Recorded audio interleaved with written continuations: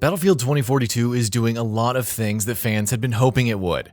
It's promising larger maps than ever before, new levels of destruction, dynamic events like storms and tornadoes to ratchet up the chaos in every map, more of that classic vehicular action that the series is known for, interesting new mechanics with multiple playable specialists, and more. By all accounts, it looks like the most ambitious game in the series in quite a long time. Given all of that, the general mood within the series' fanbase following Battlefield 2042's announcement should have been one of excitement and celebration. And though there is plenty of that going on, it's not completely untarnished. A quick note before we move forward. Please consider subscribing and enable all notifications by clicking the bell icon to get new video updates. And while you're at it, please click like if you enjoyed this video. It really helps us out. With that out of the way, let's begin. You see, in spite of Battlefield 2042's fascinating real future setting, where climate change has driven the world to war and nationless soldiers fight in conflicts without allegiance to any one country, the game is not going to have a single-player campaign.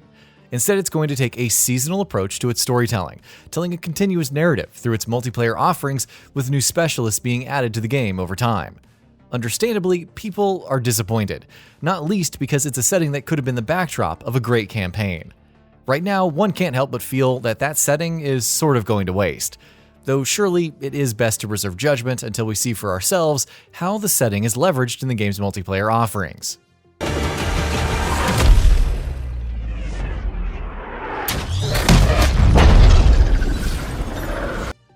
Though Battlefield as a series might not have delivered as many memorable single-player campaigns, it has still had some truly great campaigns over the years. Battlefield 1's war stories were excellent, and though Battlefield 5 wasn't quite on that same level, it also had a few memorable episodic tales.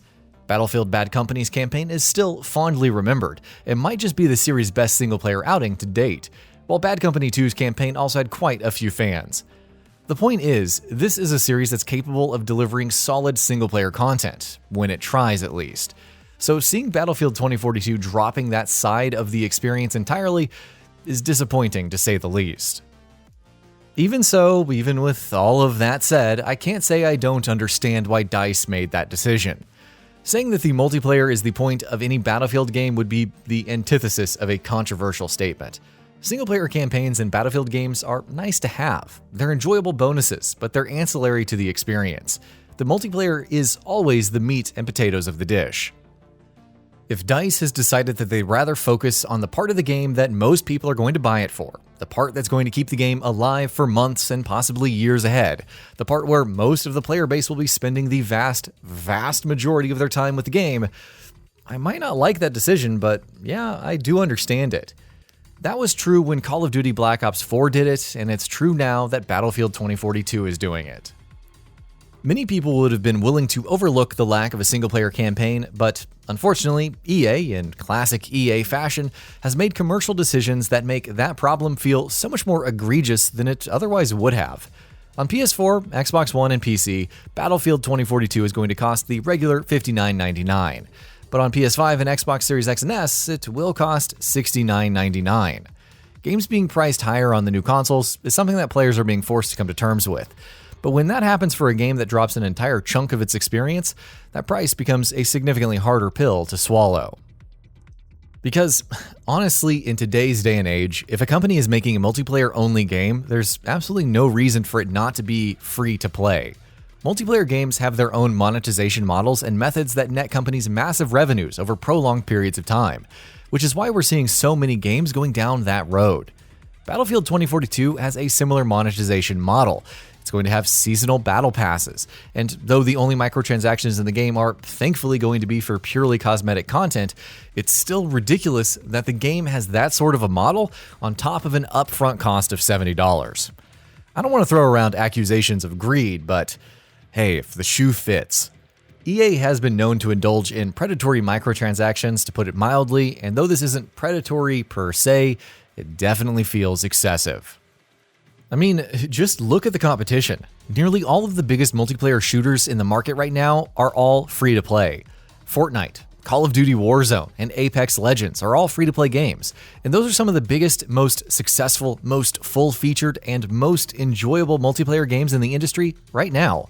When Halo Infinite launches, it too is going to make its multiplayer completely free. The entire industry is moving ahead from this archaic and excessive pricing practice that EA is putting in place for Battlefield 2042. Also, why exactly is the game priced higher on PlayStation 5 and Xbox Series X and S than it is on PC? On PS4 and Xbox One, it's going to be technically inferior. It's going to have reduced map sizes, and its max player count will be cut by half, from 128 to 64. It makes sense that those versions are cheaper, but the PC version is going to have parity with the PlayStation 5 and Xbox Series X and S versions, and the gap in price makes no sense there. If EA can sell Battlefield 2042 for $60 on PC, then they can sell it for $60 on the PlayStation and Xbox Series X and S. And sure, Battlefield 2042 isn't the only game to have done this. Call of Duty Black Ops Cold War was also costlier on the PlayStation 5 and Xbox Series X and S than it was on PC, just as an example. But then again, the price gap wasn't okay then either. Now, none of this is an indictment on Battlefield 2042's quality, obviously. From what we've seen so far, the game is shaping up great and might just turn out excellently. But the lack of a single-player campaign feels like a waste of potential for the game's setting, and more importantly, exacerbates the issues with its pricing. Time and again, EA has buried games with great bones under piles of bad commercial decisions driven by greed. I'm just hoping that won't happen with Battlefield 2042. No, none of this is nearly as egregious as what happened with Star Wars Battlefront 2 at launch, or what happened with Need for Speed Payback. But it still put a blemish on what would otherwise have been a time for limitless excitement. So, what are your thoughts on this? Go ahead and share them in the comments below. And if you liked this video, please subscribe to the channel and enable all notifications by clicking the bell icon to get new video updates. We upload every day and would really appreciate your support. Thanks for watching.